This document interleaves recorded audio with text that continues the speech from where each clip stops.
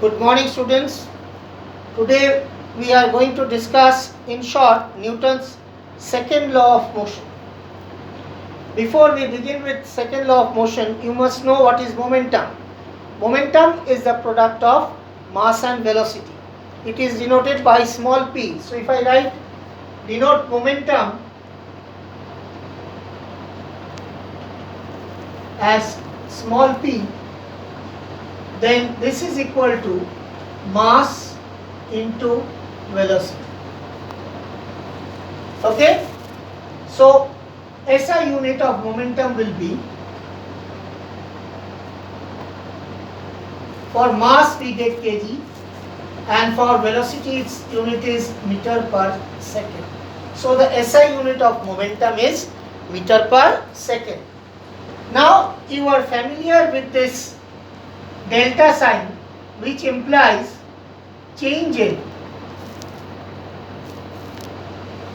So if I put this delta sign in this equation, that is P is equal to mv, we know P is equal to mv, therefore delta P is equal to delta mv. Delta P is equal to delta mv. What does delta stands for? I have already written, it is change in. So change in momentum is equal to delta mv. Now let us rub it out and go on to the next part, that is, suppose a body having a mass m and initial velocity u, and after some time it acquires a velocity v in time t second. In that case, initial momentum will be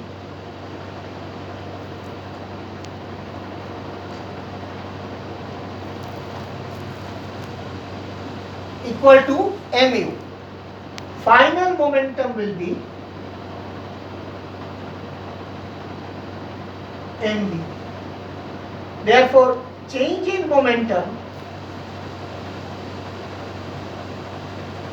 will be mv minus mu. So, therefore, if I now write rate of change of momentum,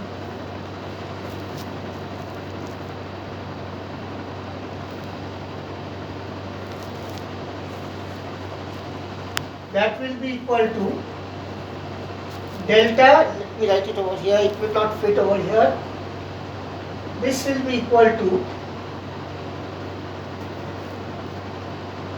mv minus mu by t. Because it is rate, that means with time, mv minus mu by t. If I take m common from here, we get v minus u by t. Now what is v minus u by t? You have done in motion in one dimension that v minus u by t is acceleration. So it becomes ma. Okay? So we see that rate of change in momentum is equal to ma. This is how we have derived it.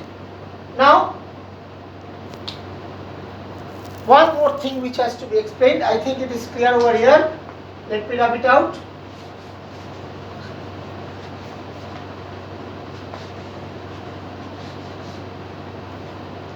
That is, from this formula, delta P is equal to delta M. That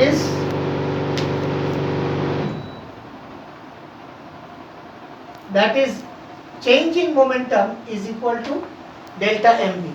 Now, we know that in delta mv, we know that mass is constant, isn't it? We know that mass is always constant. So, mass cannot change. So, how can I write it? Therefore, first condition what I can write is delta P is equal to m delta V. I have brought m before delta. Why?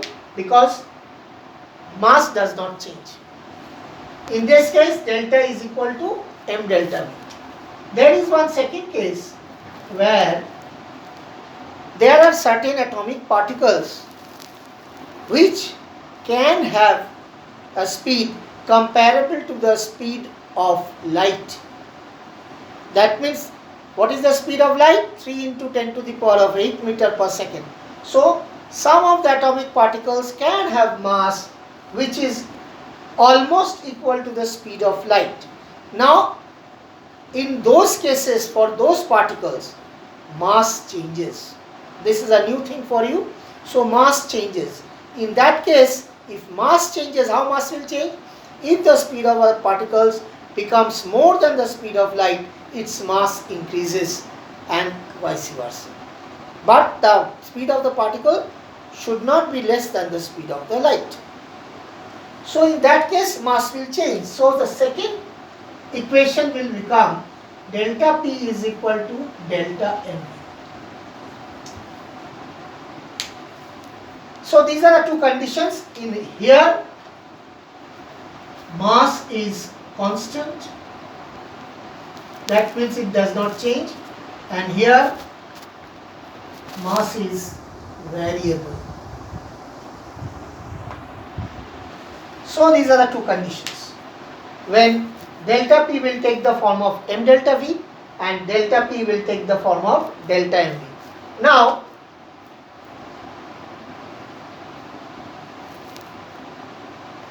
what should I say? Depending on this, we come to the Newton's second law of motion. What is the Newton's second law of motion? The rate of change of momentum is directly proportional to the force applied, and it takes place in the direction of the force applied. So, if I represent it mathematically, please look in the board.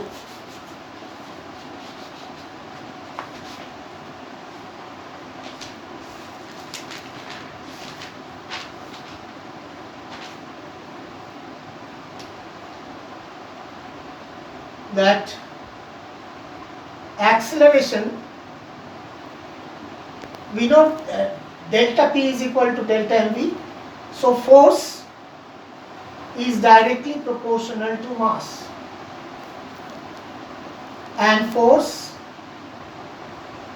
is directly proportional to acceleration.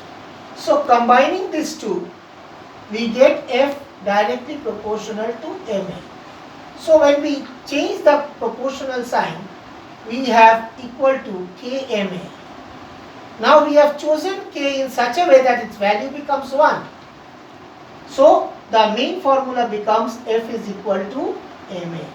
This has come from Newton's second law of motion, which states that the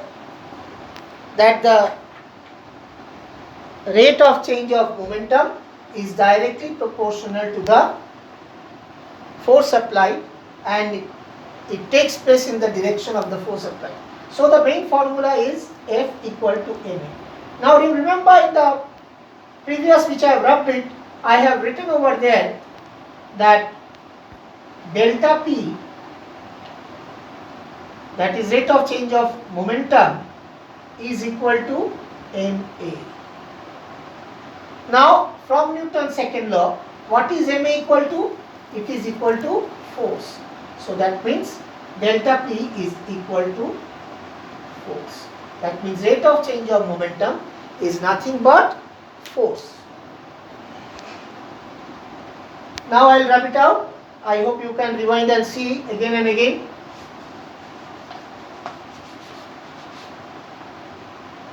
Let us come to the application of second law of motion. Let me write it delta P, or we can write it in this way. From second law is F is equal to ma, which is nothing but m into v minus u by t. So I can write this as delta P. Delta P is rate of change of momentum by delta t. Why delta T? I have written over here T. Why I have changed it to delta? Because suppose the force is applied for some time. So it has some initial time and it has some final time. So final time minus initial time becomes delta T. Now look at this figure, that formula, that F is equal to delta P by delta T. Now force is directly proportional to the rate of change of momentum, and what else? It is inversely proportional to time. So directly proportional to rate of change in momentum and inversely proportional to time.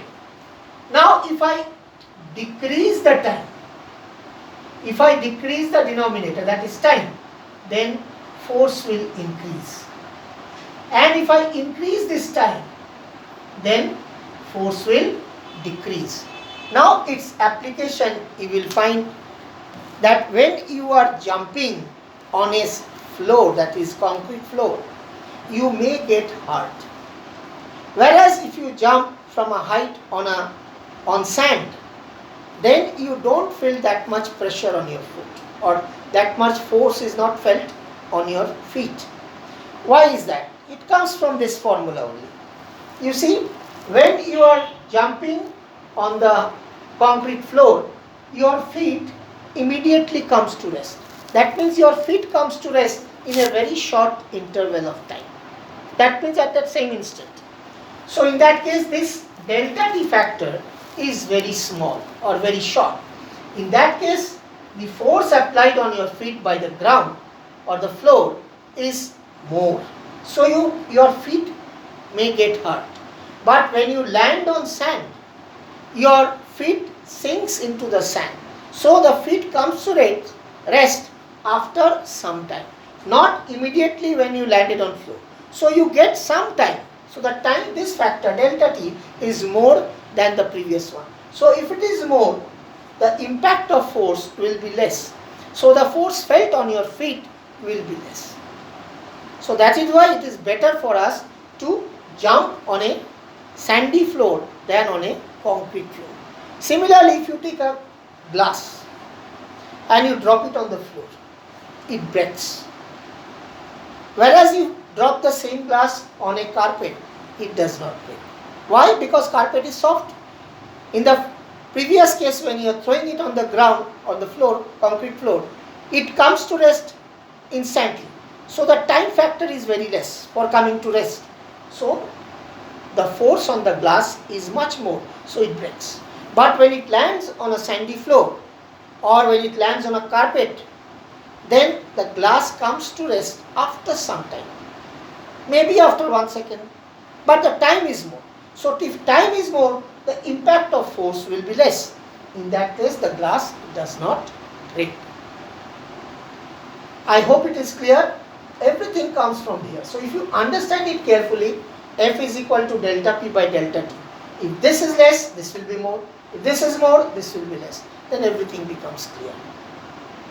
I hope now you have understood the main part of Newton's second law of motion. So please read at home, understand better, because only by telling it won't do. You have to read the book nicely, you have to understand it nicely, and the video you will have, so you can turn on if you have any difficulty and find out. Okay, thank you very much.